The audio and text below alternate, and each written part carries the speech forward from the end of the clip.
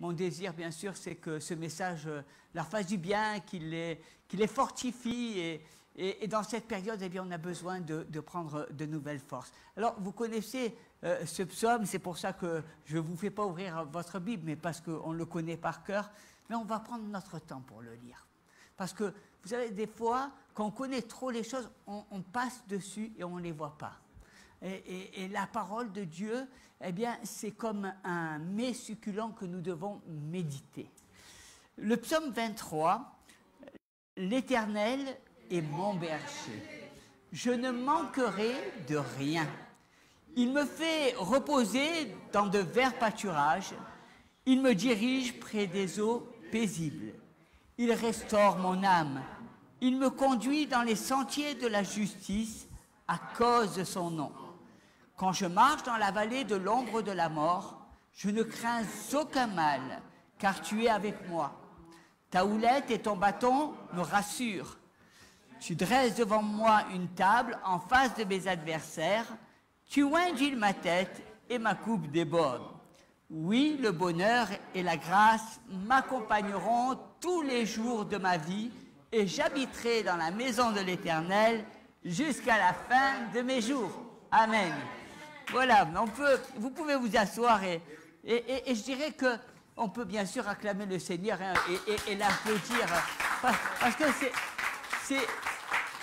je dirais que le psaume 23, c'est un hymne à l'amour. Hein,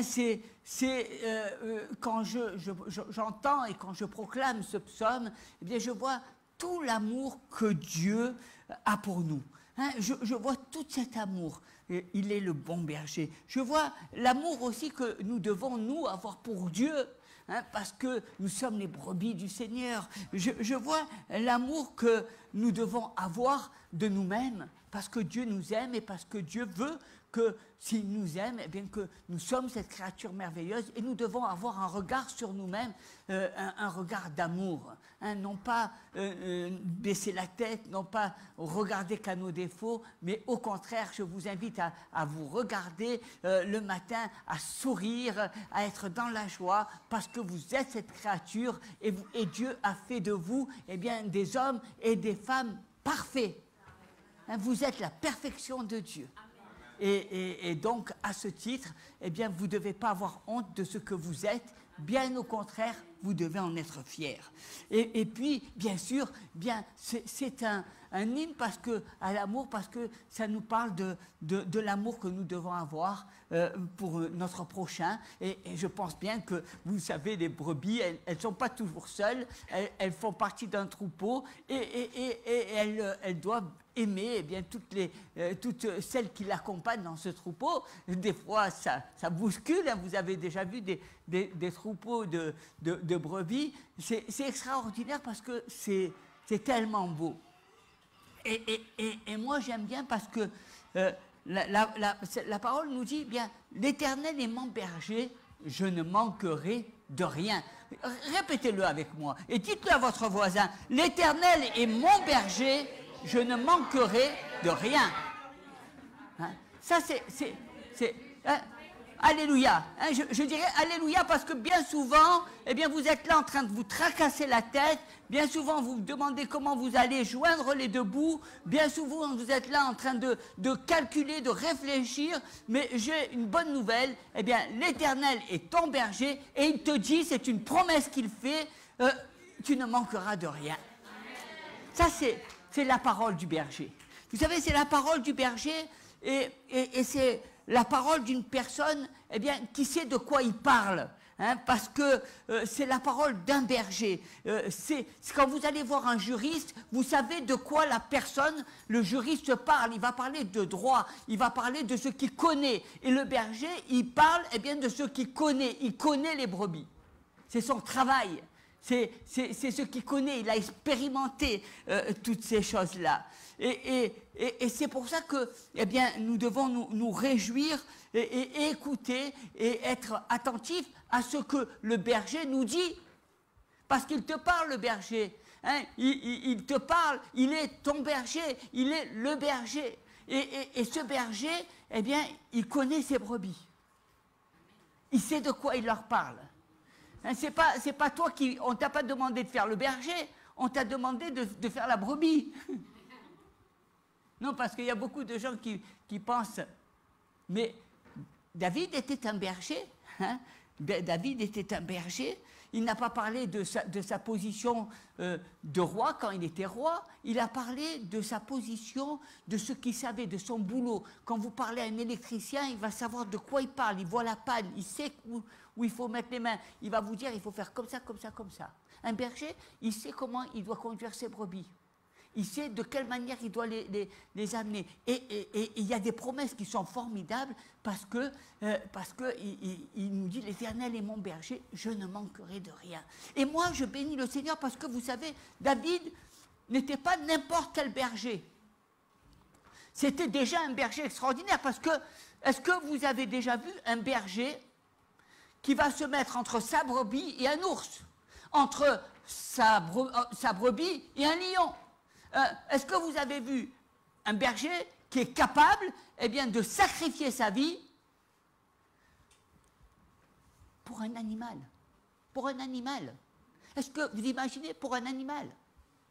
Parce que la brebis, c'était un animal. Il était capable de se mettre au travers du chemin d'un lion ou d'un ours pour sauver la vie de ces brebis, de ces animaux. C'est extraordinaire. Hein? Je crois qu'il n'y a pas beaucoup de bergers parmi nous qui seraient capables de perdre sa vie ou de mettre sa vie en ballottage pour aller sauver un animal. Déjà, pour sauver quelqu'un, on ne sait pas, on n'est pas sûr, mais enfin, il y aura peut-être un peu plus de chance, mais pour un animal, est-ce que vous êtes capable? Et c'est ce que David faisait. A fait. Hein, et je crois que c'est important de regarder à cela. Hein, il était capable de mettre sa vie en danger pour sauver, pas un homme, mais sauver un animal. Pouvez-vous vous imaginer cette capacité de David de pouvoir se sacrifier pour un animal? Quand je vois toutes les gens qui rouspètent dans leur travail, dans les conflits sociaux et autres, et quand on ramène les choses à la parole de Dieu, je vois de l'honneur, je vois de la responsabilité, je vois de la hauteur. Je vois une dimension qui est une dimension altruiste, une dimension qui a de la valeur. Et je bénis le Seigneur. Et quand David nous dit « l'Éternel est mon berger », là, c'est plus lui le berger, c'est l'Éternel. L'Éternel est mon berger. Il veut dire par là que lui qui connaît, qui est le berger, et qui connaît, et qui restaure, et qui conduit ses brebis, il dit « l'Éternel est mon berger à moi ». Ce que moi je fais à mes brebis, lui, il le fait pour moi. Et il en fait encore davantage, parce qu'il est Dieu. Ce que moi je ne peux pas faire, ce que moi je n'arrive pas à faire, ce que moi je ne fais pas parce que je ne suis pas capable de faire, l'Éternel est mon berger et lui, il arrive à faire ce que moi je ne peux pas. Il est le Dieu de l'impossible. Il est le Dieu qui fait des choses que moi j'échoue. Vous voyez, il est l'Éternel. L'Éternel est mon berger. Il veille, hein, il fait ce que je fais. Et moi, je bénis le Seigneur parce que c'est un temps formidable hein, de voir ce berger. Souvent dans la parole de Dieu, le Seigneur nous parle. Et vous savez, il se base sur le monde naturel. D'ailleurs, c'est pour ça que Jésus a souvent parlé de paraboles. Parce qu'il fallait qu'il nous parle de choses qu'on comprenne. Et au travers de ces exemples, on arrivait à saisir des éléments du domaine surnaturel, du royaume de Dieu. Donc, il se basait sur ces paraboles que tout le monde connaissait parce que c'était pratique, parce qu'il voyait les choses, parce qu'il connaissait la manière dont il se passait, il savait le travail d'un vigneron, il savait le travail d'un berger. Donc, et souvent, Jésus nous parlait dans le monde naturel, et au travers de situations naturelles, il nous donnait cette vision du monde spirituel, il nous amenait au monde surnaturel, le monde de Dieu. Parce qu'il y a des choses qu'on n'arrive pas à saisir dans notre tête ou dans notre intellect, et que Dieu, au travers de ces exemples, il nous ouvre un champ d'action, il nous ouvre l'intelligence et il nous permet de rentrer ou de comprendre le royaume de Dieu. Vous voyez, c'est extraordinaire ça, c'est la simplicité, c'est les choses simples qui s'ouvrent. Imaginez souvent quand vous entendez des gens parler, ils sont tellement compliqués qu'au bout d'un certain temps, vous ne les écoutez plus parce que vous ne comprenez pas ce qu'ils disent. Ils sont dans leur monde. Mais Jésus, lui, même s'il nous parlait de quelque chose qui pouvait être très compliqué, parce que c'est très compliqué que le royaume de Dieu, il nous parle de quelque chose qu'on ne connaît pas, qu'on ne voit pas, qui est dans une autre dimension, le surnaturel de Dieu, et il se sert d'éléments simples, d'exemples simples, de paraboles qui sont à la portée de tout le monde, pour faire comprendre quelque chose qui est très compliqué, le royaume de Dieu. Ça, c'est extraordinaire. Et dans ce psaume, nous avons toute cette image. Nous avons l'image de cet homme, de ce berger qui était représenté par David, et nous avons l'image aussi de l'Éternel et mon berger dans le domaine spirituel. Ça veut dire que vous pouvez vous baser sur le monde naturel et aller et marcher dans le monde spirituel, là où nous voyons l'Éternel et mon berger, je ne manquerai de rien. C'est à cela que le Seigneur nous appelle. Et je vous invite vraiment à rentrer dans cette dimension. Tu peux dire à ton voisin, tu es la brebis du Seigneur. Alléluia.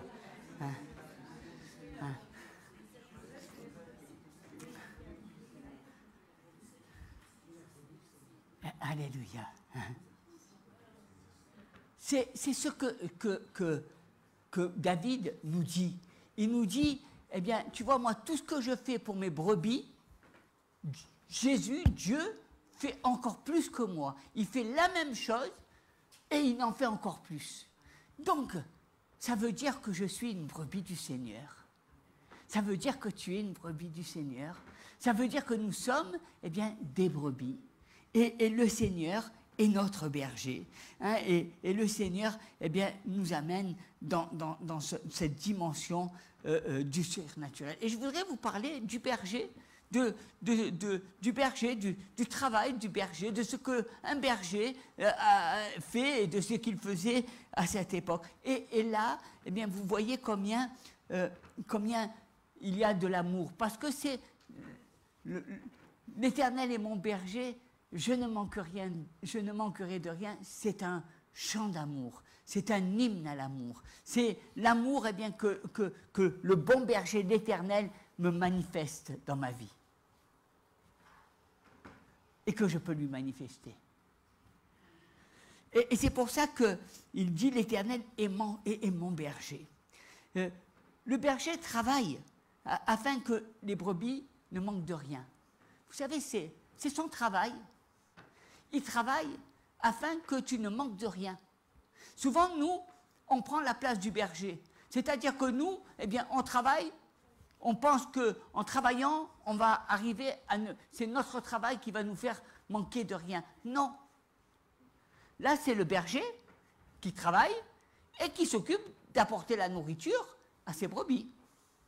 Tu as oublié tout à l'heure, qu'est-ce que tu as dit? Tu as dit à ton frère, à ta soeur, tu es une brebis du berger. Tu vois, le Seigneur prend soin de toi. De suite, ça titille, parce qu'on va dire, mais attends, qu'est-ce qu'il raconte le pasteur là? Il ne faut pas travailler ou quoi? Hein? Non. Ça ne veut pas dire ça. Ça veut dire tout simplement que dans ton cœur, tu saches que c'est l'Éternel qui pourvoit à tes besoins. Ça veut dire que tes besoins ne sont pas pourvus par tes œuvres ou par tes propres forces, elles sont pourvues par la grâce de Dieu, par le berger. Tu comprendras ces choses-là, peut-être que tu ne les comprends pas maintenant, peut-être que tu ne les saisis pas, mais tu verras que quand tu auras de la marche avec Dieu, quand tu auras un peu plus d'expérience, il y a beaucoup de choses que tu ne comprenais pas qui vont s'ouvrir et que tu comprendras. Vous avez les chemins de la vie, c'est difficile de les comprendre et on ne sait pas où elle nous conduit, la vie. Hein, il y a beaucoup de gens qui ont fait des projets, il y a beaucoup de gens qui ont fait ceci, cela, et pourtant leur vie a été totalement différente de tous ceux qu'ils auraient pu imaginer. C'est à cela que le Seigneur nous appelle. Le berger, le bon berger, le berger travaille et s'occupe de ses brebis. Il s'occupe. Il veille à ce que, eh bien, ces brebis ne leur manquent de rien. Il veille à ce que, eh bien, ces brebis soient en bonne santé. Il veille à ce que ces brebis aient une nourriture de bonne qualité. Il veille, c'est son travail. Il le fait avec amour, il le fait avec joie. Il veille eh bien, sur ce troupeau. Il veille parce que eh bien, c'est le Seigneur qui l'y a donné et c'est extraordinaire. C'est ce que David a fait. Hein.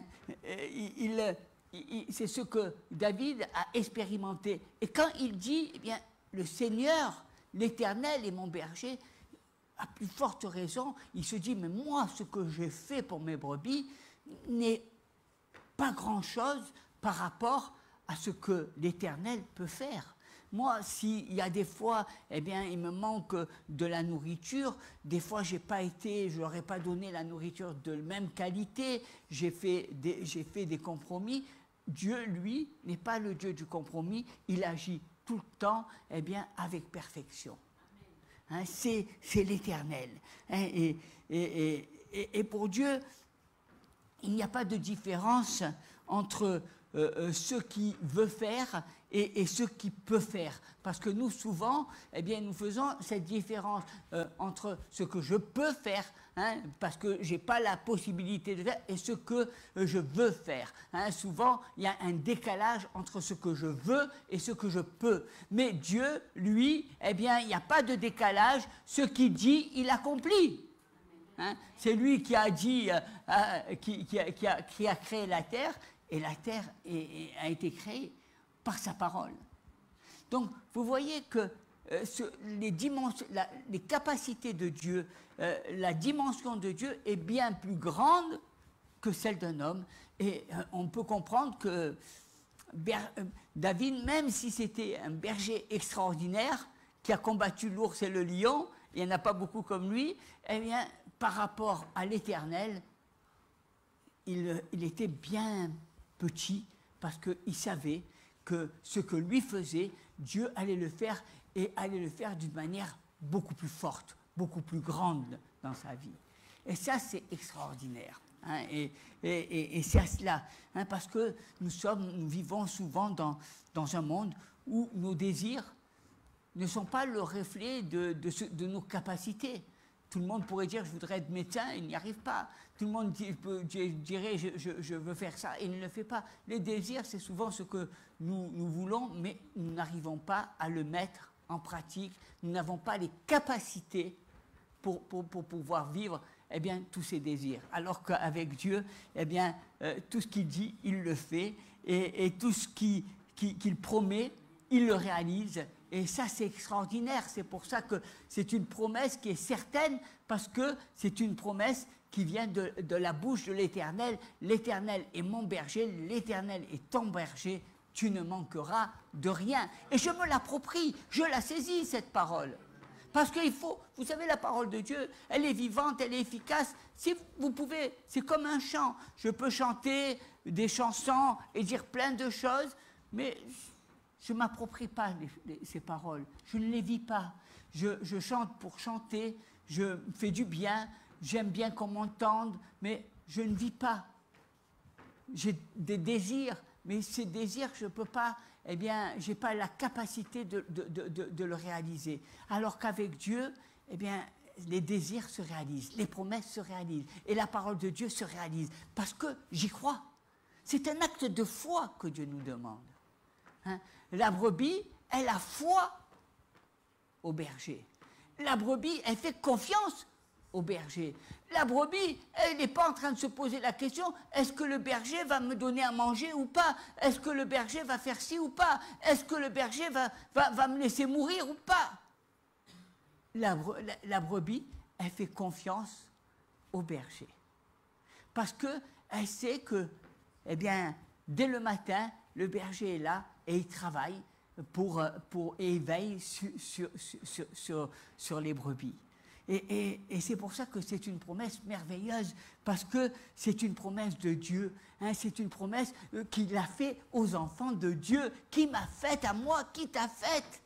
Hein, je ne manquerai de rien. Quand j'entends des gens qui me disent « Oh, je ne sais pas comment je vais faire pour m'en sortir. Oh, ok, ben, aïe, aïe, aïe. » Je dis « Mais fais attention, tu amènes la malédiction dans ta vie. Tu n'es pas conforme à la parole. C'est ta chair qui parle. Tu as confiance au berger ou pas? Les gens, ils n'arrivent pas. Je n'y arrive pas, mais comment je vais faire? Tu t'y rends compte? Et si j'ai une augmentation? Et si je dois payer mes impôts? Mais comment je vais faire? Et si j'ai tel projet? Et si je dois partir en vacances, il va falloir que... Comment je vais faire? L'Éternel est mon berger, je ne manquerai de rien. Je m'appuie sur la parole de Dieu. Est-ce que vous avez fait de votre Dieu un Dieu menteur? Est-ce que votre Dieu est toujours vivant? Ou est-ce que votre berger, il est ailleurs que dans votre vie? Parce que si moi, l'Éternel, est mon berger, il s'occupe de moi. Il travaille avec moi. Il travaille ma vie. Hein? Il est tous les jours avec moi et il me travaille. Je lui donne du fil à retordre, hein, vous savez. Hein? Je ne suis pas facile, parce que les brebis, elles sont coriaces, hein, elles sont souvent rebelles. Mais ce n'est pas grave, le Seigneur, il a la patience, parce que le berger, il a la patience, et il continue son travail, et il prend soin de moi, et il prend soin de toi. Hein? Et ça, c'est quelque chose d'important. Il est le Créateur. Quand je regarde à l'Éternel, comment puis-je penser un instant que je vais crever de faim? Comment puis-je penser un instant que je n'arriverai pas à payer mon loyer? Comment puis-je penser que Dieu va m'abandonner et que je vais me retrouver comme un clochard? Comment puis-je penser ça? Si je pense ça, c'est que je n'ai pas Dieu, c'est que je ne crois pas en Dieu. Ça sert à quoi de venir à l'église? C'est pour se faire bonne conscience. Parce que Dieu, ce qu'il dit, il l'accomplit. Il ne nous raconte pas des histoires. Il ne nous raconte pas des historiettes. Là, on n'est pas là pour faire des blagues. Ce qu'il dit, il le fait. Hein? Et c'est important. Vous savez, il est le grand berger. Il est Jésus-Christ de Nazareth. Il est le grand berger. Et quand, vous savez, quand il dit « je ne manquerai de rien », eh bien, c'est de rien. Tu ne manqueras de rien. Rien. Ce que tu as dans ton porte-monnaie, tu n'y manqueras pas. Elle sera remplie. Ta santé, eh bien, tu seras en bonne santé parce que je ne serai pas malade. Je ne manquerai de rien. Hein? Je ne serai pas malheureux comme une pierre parce que je me dirai, on m'aime pas, je serai rempli d'amour. Je ne serai pas comme quelqu'un qui me dit, mais je ne connais pas celle que tu as prévue ou celui que tu as prévu pour moi parce que je sais que je ne manquerai de rien. Pose pas de questions. Toujours, tu sais, les gens, ils sont comme les brebis, hein, Seigneur, tu es un peu long hein, à la détente. Hein. Ah, Seigneur, tu crois? Non, mais j'y crois plus, moi, hein, Seigneur. Hein, attends, Seigneur, peut-être que c'est pas ça, hein, peut-être que c'est pas ci, et que peut-être que... Mais arrêtez de vous poser des questions qui sont bêtes. Est-ce que tu crois que Dieu désire que tu sois malade? Alors, ne te pose pas cette question. Il veut que tu sois en pleine santé. Hein, est-ce que vous avez vu un berger qui va prendre une brebis et qui va la laisser malade et qui va dire, eh ben, vas-y, hein. Non. Vous savez, quand la brebis est malade, il est capable de laisser les 99 brebis pour aller soigner cette brebis malade. alors à plus forte raison, l'Éternel qui est le bon berger, l'Éternel qui est bien plus et bien qu'un berger, il s'occupe de toi. Et il te dit, tu ne manqueras de rien.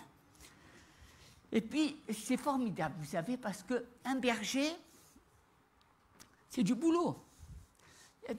Tout est du boulot.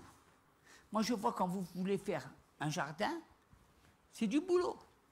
La personne, il faut qu'elle regarde. Les herbes peuvent aller dans tous les sens, ça va dans... C'est un travail de tous les jours, c'est constant. Tous les jours, il faut que tu fasses le travail, que tu veilles. Parce qu'il suffit que tu ne le fasses pas pendant 2-3 jours, que ça y est, c'est une catastrophe. Et le berger, lui, qu'est-ce qu'il fait? Bien, tous les matins, il inspecte ses brebis. Il vérifie. Il va passer dans les rangs, il va aller, il va rentrer, il va regarder, est-ce que cette brebis, elle est comment, elle a des puces, elle a ci. Il fait une inspection. Il inspecte.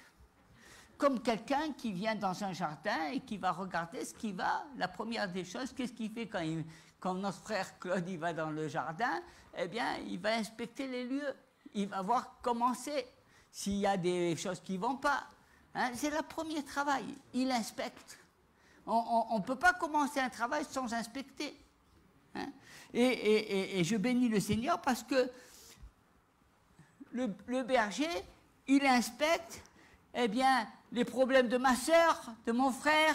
Il inspecte, il fait son inspection, il vous passe en revue, un derrière l'autre. Vous êtes les brebis du Seigneur. Alors il regarde, toi, qu'est-ce que tu as? Qu'est-ce qui ne va pas? Toi, comment ça tourne par an? Il essaie de régler ton problème. Toi, c'est ça le bon berger. Et puis il voit, il dit, tu vois, ça, j'ai donné ce remède à cette brebis. Eh bien, la brebis qui est à côté, elle a la même chose. Alors que je vais lui faire la même chose, je vais lui donner le même remède. Vous voyez, un berger, il inspecte, et c'est pas qu'il inspecte et il ne fait rien. Hein, parce que si le berger ne fait rien, toutes ses brebis vont mourir. Il travaille sans arrêt. Et béni soit le Seigneur, parce qu'il t'inspecte. Et moi, j'ai besoin, je lui dis, je suis la brebis du berger, inspecte-moi, regarde qu'est-ce qui ne va pas, regarde si je suis en bonne santé, regarde si, tu vois ma patte là, regarde, remets-la droite, inspecte-moi, visite, apporte-moi, eh bien, tout ce que j'ai besoin pour vivre une vie épanouie, donne-moi tout ce que j'ai besoin pour pouvoir entrer dans ma destinée, inspecte ma vie, vas-y en profondeur, enlève, eh bien, ce qui ne va pas de ma vie et donne-moi, eh bien, de marcher, d'être en pleine forme. Il y a des choses qui doivent être enlevées de nos vies. Il y a des puces. Vous savez, souvent, les animaux, ils ont des puces, ils ont des sangsues qui s'accrochent à leur peau. Il faut savoir les enlever. Et le berger, eh bien, il m'enlève tout ce qui ne va pas de ma vie. Il m'enlève toutes les choses qui m'empêchent d'être, eh bien, une brebis. Et moi, je bénis le Seigneur parce qu'avec Dieu, le berger, lui, quand il va dans son pâturage, il n'a pas des brebis qui sont préférées, il n'a pas sa cour, hein, il a les brebis de premier choix. Non, toutes les brebis, il veut qu'elles soient de premier choix, de première catégorie. Hein. Le but de Dieu, le but du bon berger, c'est que nous soyons tous, eh bien, des bonnes brebis, en pleine santé, en pleine force. Et je bénis le Seigneur pour cela. Hein, c'est à cela que le Seigneur nous... C'est pour ça qu'il faut que... Tu sais, il ne faut pas que tu sois jaloux. Hein, parce que quand le berger y passe, eh bien, s'il a commencé à faire son travail avec tel ou tel frère, t'inquiète pas, il va faire son travail avec toi. Hein? Ne sois pas jaloux de ce que le berger fait pour ton frère ou ta sœur. Ne t'impatiente pas, parce que quand Dieu commence un travail, il le fait avec toutes ses brebis, parce qu'il vous aime à tous. Parce que il est le bon berger, il est l'Éternel, le bon berger, il est celui qui veille sur nous. Nous sommes les brebis de l'Éternel, et nous sommes, eh bien, les brebis, on nous appelle mission chrétienne. C'est les brebis. Il y a d'autres, c'est la famille Ben Simon, et l'autre, c'est telle famille. Nous, c'est mission chrétienne. Il veille. Et il veut pas qu'il y en ait un plus haut que l'autre. Il n'a pas envie qu'un tel soit en bonne santé et l'autre pas. Il veut qu'on soit tous en bonne santé. Il veut qu'on soit tous en pleine maturité spirituelle. Il veut qu'on devienne tous des brebis de premier choix. C'est ça le travail d'un berger. Hein, il a envie de gagner des sous, parce que le berger il vend ses brebis, c'est ce qui va lui apporter la viande, c'est ce qui va lui apporter le lait, c'est ce qui va lui apporter les fourrures. Donc il veut que ça soit que son pâturage il soit bon. Et vous savez, Paul était une brebis égarée. Quand il était dans ses trucs, il était dans ses pensées, c'était la brebis égarée. Et vous savez qu'est-ce qu'il a fait? Bien, le bon berger, il a été lui-même sur le chemin de Damas, et il a touché la brebis Paul. Il a fait tomber de ses yeux des écailles des yeux, afin que cette brebis puisse revenir à la maison. C'est extraordinaire. Hein? Même la personne que vous n'auriez pas pensé, le traître, celui que jamais on n'aurait cherché, celui que jamais on aurait été tapé sur le chemin de Damas, un pharisien, un homme qui a combattu les enfants de Dieu, un homme qui a même participé à la lapidation d'Étienne. Eh bien, ce même homme-là, c'est celui-là que l'Éternel lui-même, le bon berger, a été touché, afin qu'il apporte sa parole à toute la terre.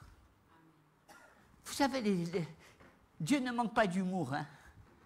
L'Éternel, le bon berger, est un Dieu rempli d'humour.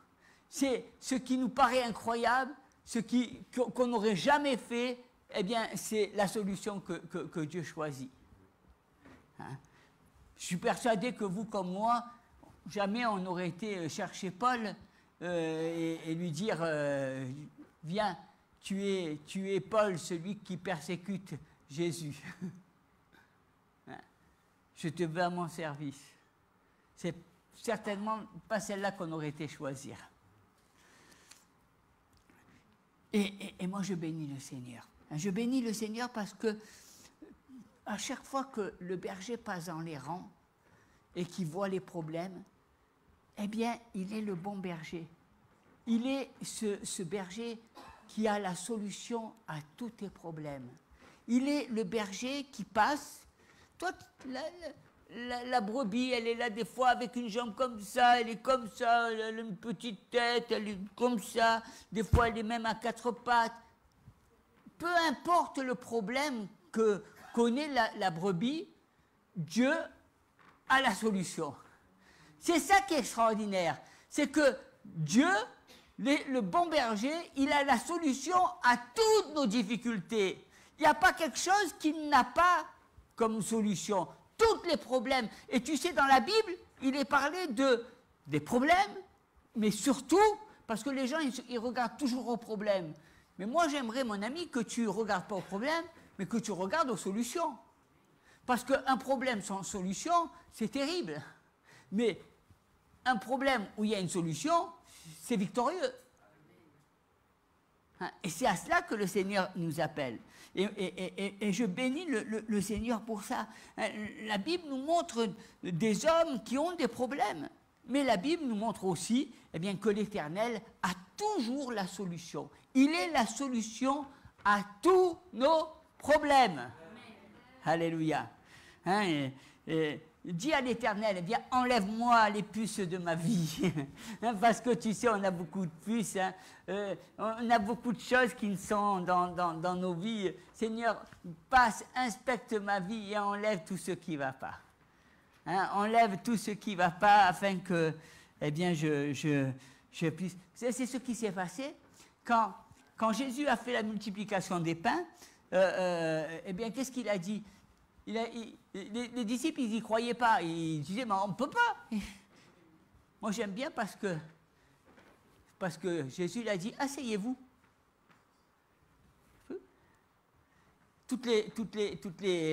tous les Juifs se sont assis. Et puis, il leur a dit, eh bien, asseyez-vous dans les verts pâturages et commencez à manger. Et il leur a donné à manger. Et avec quelques poissons et quelques pains, il a pu nourrir 5000 personnes, plus la famille. Donc, vous voyez, toi, Dieu te demande de t'asseoir. Il ne te demande pas de courir. Il ne te demande pas de faire des efforts surnaturels. C'est Dieu qui pourvoit à tes besoins. Il te dit, assis-toi et reçois ma nourriture. Mange.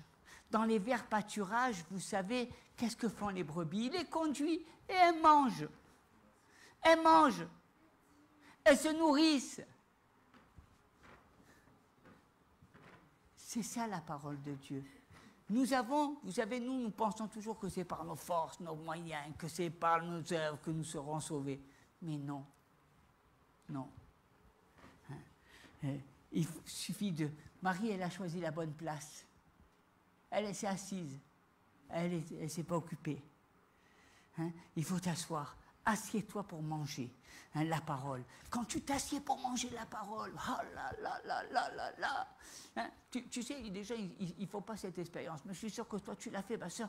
Tu sais, il s'assoyait, il lisait, il proclame les versets, il te vient, et tu commences à parler en langue, et tu sautes, et tu bouillonnes, parce que tu parles, tu proclames la parole de Dieu, parce que tu vois les merveilles de Dieu, parce que tu les veux, tu veux t'emparer du royaume de Dieu. Tu dis, c'est pour moi, c'est pour moi, c'est pour moi, c'est pour moi. La parole, c'est... tu peux manger, je dis toujours, un homme, il peut manger un steak, mais deux, ça lui reste sur l'estomac. Mais tu peux te nourrir à satiété de la parole de Dieu, parce qu'elle produit quelque chose d'excellent dans ta vie. La parole. Quand tu t'assieds et que tu reçois la parole de Dieu, que tu la manges, tu sais, c'est quelque chose de formidable, parce que tu manges de Jésus, parce que tu manges de la sainteté de Dieu, parce que tu manges de la pureté de Dieu, parce que tu vois, regarde, les gens, ils sont fatigués, ils allument la télévision, on en a marre d'entendre les gens se plaindre, on en a marre de voir des choses nauséabondes, on en a marre de voir tout ça. Ça nous tape sur le système. Il y a des millions de personnes qui ne regardent même plus les actualités parce que ça leur prend la tête. Ils se disent, non, stop, j'en veux plus. Laisse-moi tranquille. Alors que la parole de Dieu, elle nous fait du bien. Et ces brebis, elles sont contentes quand le berger les amène dans le vert pâturage. Elles sont contentes.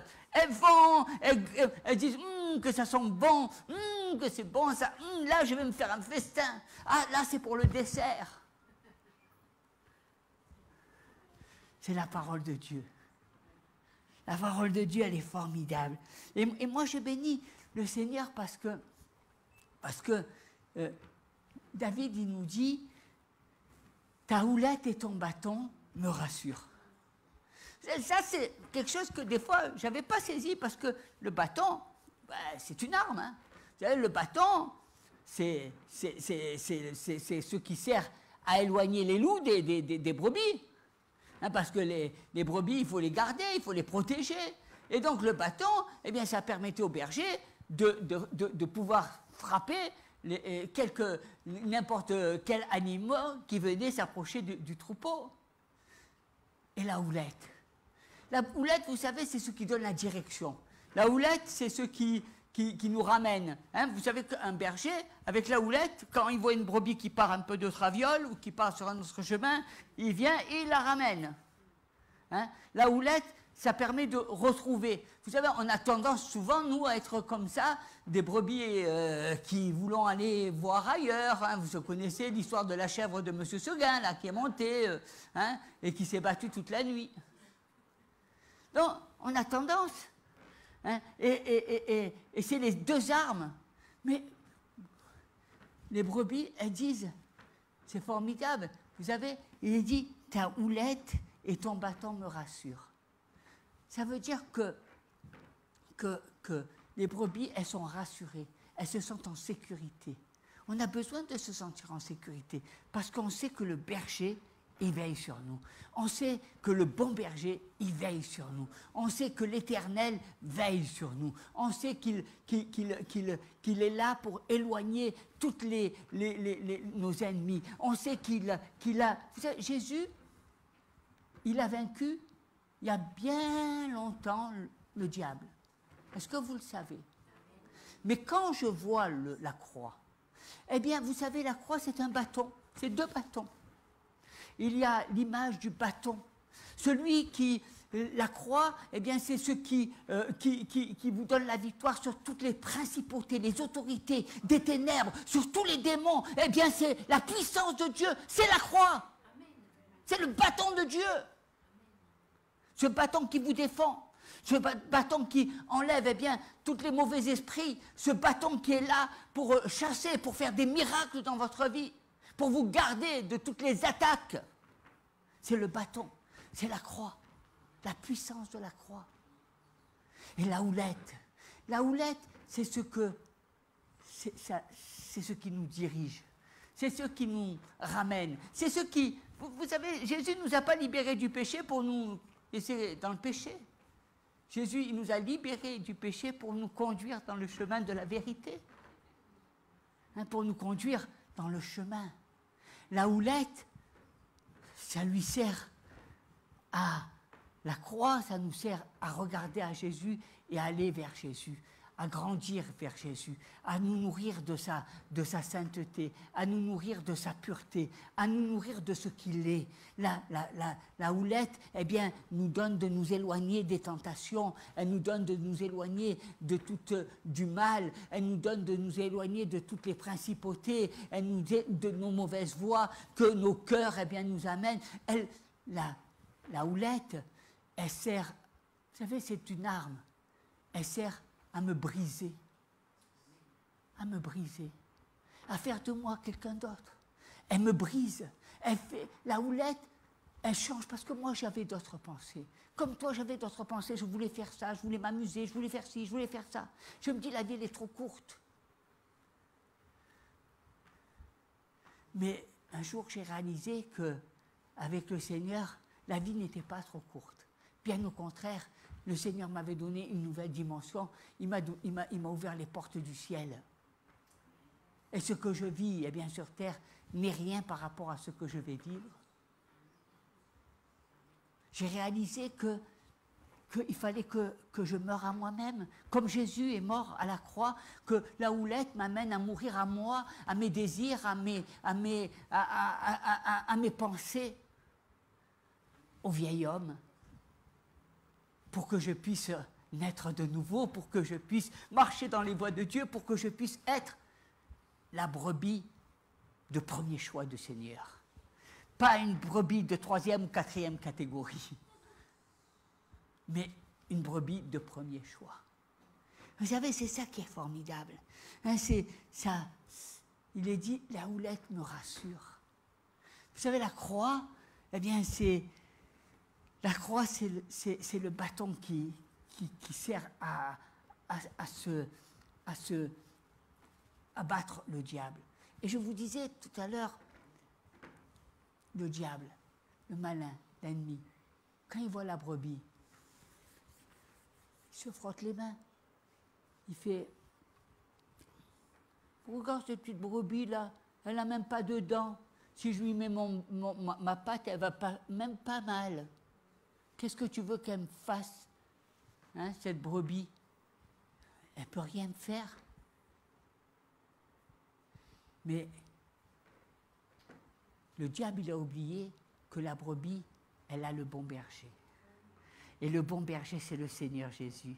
Et quand le Seigneur Jésus, eh bien, il arrive, la brebis, le diable, il se rappelle qu'il est mort, qu'il a perdu. C'est pour ça que tous les jours de ta vie, eh bien, la croix a un sens. Même s'il y a 2000 ans, Jésus a combattu et a vaincu le diable, aujourd'hui te permet de vaincre le diable. Aujourd'hui dans ta vie. Parce que tu es une brebis vulnérable, parce que tu ne peux pas te battre contre le loup, parce que tu ne peux pas te battre toi par tes propres forces contre le diable, parce que ta mort serait certaine. Et Jésus, à chaque fois que tu passes par les difficultés, eh bien, il est à tes côtés, le bon berger à tes côtés, pour te rappeler que, eh bien, ce n'est pas toi qui agis, ce n'est pas toi la brebis, mais comme tu es la brebis du Seigneur, eh bien, il est là pour te donner la victoire. C'est ça le bon berger. Le bon berger, c'est la croix, elle est faite pour moi aujourd'hui. Même si je sais que Jésus, bien sûr qu'il n'a pas besoin de moi pour gagner le diable, il l'a déjà vaincu. Mais chaque fois que j'ai une victoire, c'est Jésus à la croix qui gagne les autorités, les principautés des ténèbres. C'est à chaque fois que j'ai la victoire de Jésus. C'est ça. Hein? Et ça, c'est extraordinaire. Jésus a la victoire. Et moi, je bénis le Seigneur. Vous savez, la houlette, elle servait à ramener toutes ces brebis égarées. Toutes ces brebis égarées. Aujourd'hui, peut-être tu es égaré. Peut-être que dans ta tête, tu as des choses qui ne vont pas. Aujourd'hui, peut-être qu'il y a quelqu'un qui vient et qui est dans l'égarement parce qu'il ne sait pas. La houlette, elle est là pour te ramener. La houlette, Dieu, si tu es là, tu n'es pas là par hasard. C'est que Dieu veut te ramener. Il veut te conduire. Il veut te ramener vers le troupeau. Parce qu'il voit ton cœur, parce qu'il voit tes doutes, parce qu'il voit tes égarements. Nous ne sommes pas le choix de notre propre choix. C'est Dieu qui t'a choisi. Et c'est Dieu qui te conduit. C'est ce que le bon berger fait. Les brebis, eh bien, c'est lui qui les conduit. Et la houlette, eh bien, va te permettre de te corriger, hein, pour que tu puisses être victorieux, pour que tu puisses devenir une brebis extraordinaire. Moi, j'aime, parce que quand je regarde à la croix, je vois le bâton qui dépouille les autorités, mais je vois aussi la houlette qui me dépouille de ma chair. Je vois le bâton du Seigneur, eh bien, qui éloigne de moi toutes les mauvaises puissances, mais je vois aussi la houlette qui me ramène. Vous savez, il y a beaucoup de chrétiens qui veulent que le bâton, ils prient que pour le bâton, ils sont là en train de rechercher les miracles, la gloire, etc., etc. Ils veulent que la puissance de Dieu, mais ils ne veulent pas la houlette. Ils ne veulent pas marcher selon les principes de Jésus. Ils ne veulent pas être enseignés. Ils ne veulent pas prendre l'exemple de notre Seigneur. Si tu veux que les bénédictions, et que tu ne cherches pas à devenir, à être corrigé, à être transformé, à ce que tu meurs à ta chair, alors, bien tu seras une brebis toujours égarée. Le Seigneur pourra faire tous les miracles que tu veux, mais tu aimes le Dieu des miracles, tu n'aimes pas le Dieu de la transformation. Tu aimes le Dieu qui t'a produit du bien, mais tu seras toujours incapable parce que tu ne pourras jamais te défendre toute seule. Parce que tu ne connais pas le Dieu créateur. La houlette. Vous savez, la houlette, elle fait des choses extraordinaires. La houlette, elle amène ma chair captive. La houlette, elle m'amène à sortir de la désobéissance. La houlette, elle m'amène à sortir de l'orgueil qui habite en moi.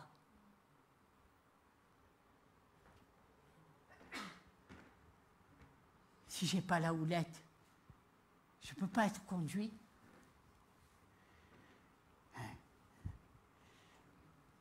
Et puis, vous savez, le berger, bien, il est dit dans la parole, il ne dort ni ne sommeille.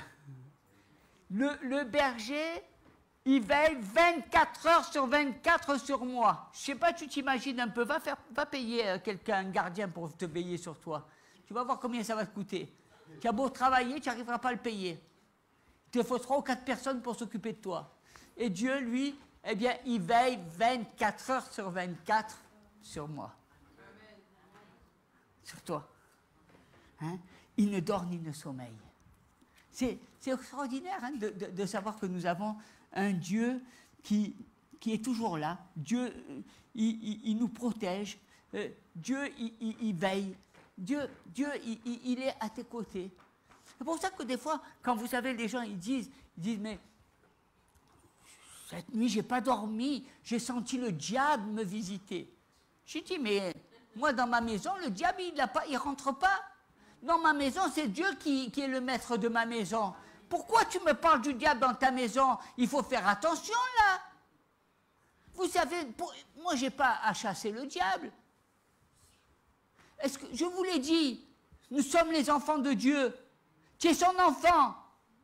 Si tu es ton enfant, tu es son enfant. Dieu sera toujours ton père. Il prendra soin de toi. Et celui qui viendra dans ta chambre, ça sera ton père, ça ne sera pas le diable. Les gens, mais c'est Dieu qui veille sur moi. Et quand, franchement, est-ce que des fois, il y a des gens qui me disent, j'ai eu un sommeil agité. Eh bien, ma foi, il y a Dieu qui veille sur toi, et toi, au lieu d'aller dormir en paix, tu es agité. Tu es sûr qu'il y avait Dieu qui veille sur toi ou pas? Parce que si tu es agité, c'est que le Seigneur, il n'est pas à tes côtés. Parce que moi, quand je commence à être agité, je lui dis, Seigneur, tu es ma paix. Seigneur, je t'aime, tu es mon roi, tu es celui qui veille sur moi. Tu es ma paix. Il est ma paix, il a brisé tous mes obstacles. Il est ma paix, il est ma paix, il est ma paix. Il a brisé tous mes obstacles. Il est ma paix. Il est ma paix. Avec un chant comme ça, je peux même me mettre à ronfler. Tellement que je suis en paix. Oui. Je n'ai pas un sommeil agité. Parce que le Seigneur veille sur moi. Et il veille sur toi. 24 heures sur 24. Ce n'est pas tes prières qui vont changer. Bien sûr que ça ne fait pas de mal de prier. Mais c'est que tu es un enfant de Dieu qui change tout. Dieu, il veille sur ses enfants. Le berger, il veille sur ses brebis. Même si elle est tordue, il va veiller sur elle. Il ne faut pas que tu sois parfaite pour qu'il veille sur toi. Non? C'est important, vous savez, parce que c'est comme ça le berger. Il veille et puis il est tout autour de toi. Tu ne le vois pas. Il marche devant moi, il regarde. Vous savez, un berger, il regarde toujours. Vous avez les brebis là, il a déjà l'œil là-bas. Parce qu'il est en train de réfléchir. Il a vu que là-bas, il y avait des problèmes, il y avait des ronces. Il a vu que là-bas, il y avait des cailloux.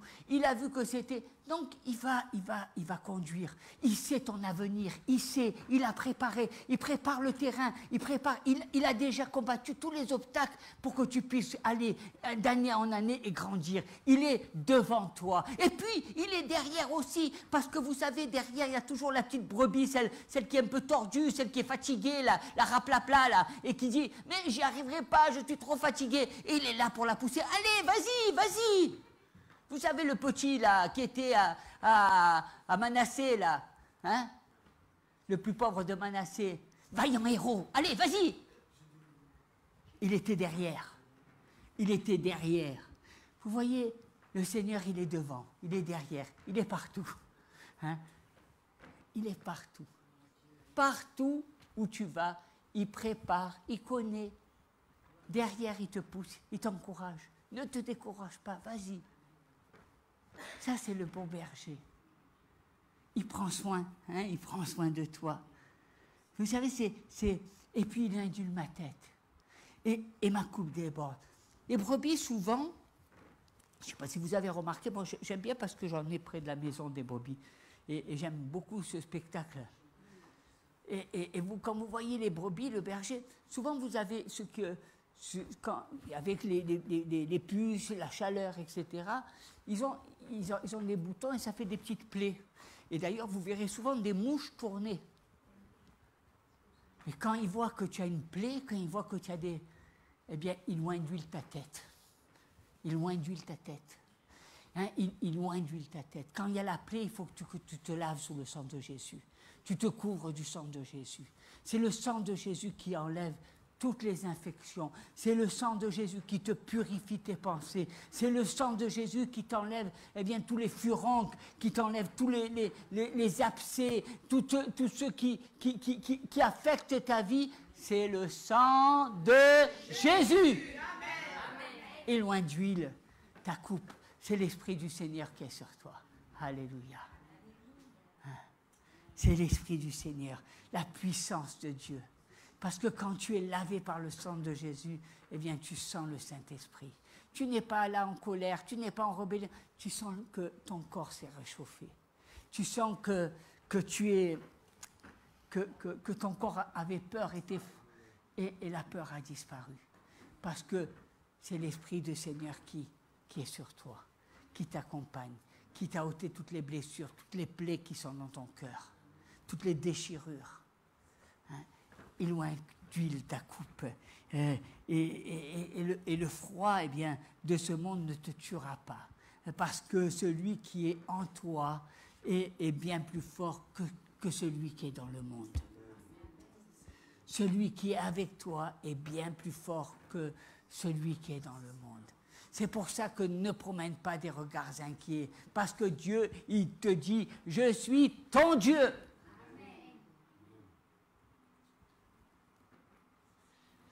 Et puis, je ne sais pas si vous avez vu un petit peu quand vous allez voir les bergers, vous allez dans leur maison, vous allez voir, vous voyez de la viande, vous voyez du lait, vous voyez du fromage, de la peau, parce que la peau de tout ça. Le bon berger s'occupe de toi. Il veille sur toi. Mais cette relation que tu as d'amour de la brebis au berger, c'est que la brebis donne sa vie aussi pour le berger, parce qu'elle aime. Elle a envie de se consacrer, elle a envie de lui donner, de se donner tout entière comme un sacrifice vivant. Elle lui donne, de son plein gré, elle lui donne son lait, parce qu'elle veut que ce lait il rentre dans la maison du berger. Vous savez, le lait, c'est le symbole de l'adoration, le symbole, le miel et le lait. C'est ce symbole. La brebis, elle veut rentrer dans l'adoration. Elle lui dit, prends mon lait, prends-moi, prends mon adoration, reçois, Seigneur, toute l'adoration, reçois, Éternel, toute l'adoration de mon cœur. Pas que des chants, tout, parce que l'adoration, c'est ma vie. C'est tout ce que je suis, c'est moi. Reçois, Seigneur. La brebis, elle se donne, elle a une telle confiance au berger. Elle ne doute pas de lui. Elle n'est pas là en train de dire, mais non, mais tu crois qu'il va faire ça ou il ne va pas faire ça. Non, elle ne se pose jamais de questions. Elle sait qu'il est toujours fidèle, qu'il fera toujours ce qui est nécessaire pour elle. Elle ne se pose pas, même si elle a mal, elle dit, je ne m'inquiète pas parce que mon bon berger va venir et va s'occuper de moi. Elle n'est pas là, elle n'est pas dans l'inquiétude, elle n'est pas dans les troubles, elle n'est pas en train de se tourner en rond, elle n'est pas... Parce qu'elle sait que son berger, ce n'est pas un homme. Elle sait que ce qu'un homme ne peut faire, Dieu peut le faire. Et puis la viande, c'est l'image de la crucifixion de la chair. C'est que la brebis, elle est morte à elle-même. Elle ne cherche plus ses intérêts. Elle ne cherche plus à faire la belle. Elle ne cherche plus à vivre, à se battre avec les autres brebis. Elle ne cherche plus à être la première. Elle ne cherche plus à ce qu'on la regarde. Elle ne cherche plus. Elle a crucifié sa chair. Et la brebis du berger, du troupeau, elle est heureuse parce qu'elle voit ses frères et ses sœurs, elle voit ses petites brebis, elle voit le troupeau. Elle est heureuse. Elle se dit, mais elle est dans la sanctification parce qu'elle dit ce que le bon berger a fait pour moi, il va le faire pour mes frères et sœurs. Il va en faire encore davantage. Elle est heureuse. Elle a crucifié sa chair. Et la peau, vous avez la peau du berger, cette fourrure. Eh bien, c'est l'image du service, de l'humilité. C'est cette image, eh bien, où nos vies, une fois que nous avons été conduits, dirigés par le bon berger, nous avons envie de servir Dieu. Nous avons envie de mettre notre vie au service du Très-Haut. Parce qu'on prend conscience que ça n'apporte rien de courir après les trésors de ce monde, que ça n'apporte rien de courir, de faire une course dans notre vie pour avoir plus d'argent, pour avoir plus de succès ou pour avoir plus de notoriété. Nous comprenons que notre vie, elle est utile pour les autres. Nous comprenons que nos vies ont de sens que si elles sont mises au service des autres. Si nos vies sont au service du bon berger, de l'Éternel. L'Éternel est mon berger, je ne manquerai de rien. Que Dieu vous bénisse abondamment. On va s'incliner dans la prière si vous le voulez bien. Alléluia. Oh Jésus, Seigneur, je te demande, Seigneur, de visiter tes enfants. Je demande de les visiter, tu vois, c'est tes brebis, elles sont à toi. Tu es l'Éternel, le bon berger. Seigneur, tu as fait une promesse à tes brebis, tu leur as dit qu'elles ne manqueraient de rien. Et Seigneur, comme ce bon berger, tu travailles sans cesse, nuit et jour, à nos vies, pour veiller sur nous, pour nous garder, pour nous apporter les meilleurs froment, la meilleure nourriture. Tu nous donnes des mets gras à satiété. Tu veilles, tu combats nos ennemis, tu guéris nos blessures. Tu veilles, Seigneur, sur chacun de nous et tu nous conduis dans de verts pâturages. Seigneur, je te demande que nous puissions être ces brebis reconnaissantes, que nous puissions arrêter de vouloir vivre sans le berger, que nous soyons toujours dépendants du bon berger, de l'Éternel, le bon berger, parce que c'est lui qui me tient, parce que c'est lui qui me guide, parce que c'est lui qui me transforme, parce que c'est lui qui me dirige dans de verts pâturages. Que le Seigneur agisse puissamment et que vous puissiez à la fois avoir le bâton de l'Éternel qui éloigne de vous tous vos ennemis, mais que vous puissiez voir la houlette du berger qui vous conduit, qui crucifie votre chair pour que vous soyez nés de nouveau et que vous puissiez prendre conscience que votre vie, enfant de Dieu, ce n'est pas ce que vous croyez. Il y a une dimension bien plus grande pour ceux qui veulent ressembler à Jésus, pour ceux qui cherchent à être sanctifiés par Dieu, pour ceux qui veulent marcher dans la pureté, pour ceux qui veulent s'éloigner du péché. Il y a une bénédiction tout à fait spéciale. Que cette bénédiction soit votre partage. Au nom de Jésus. Amen.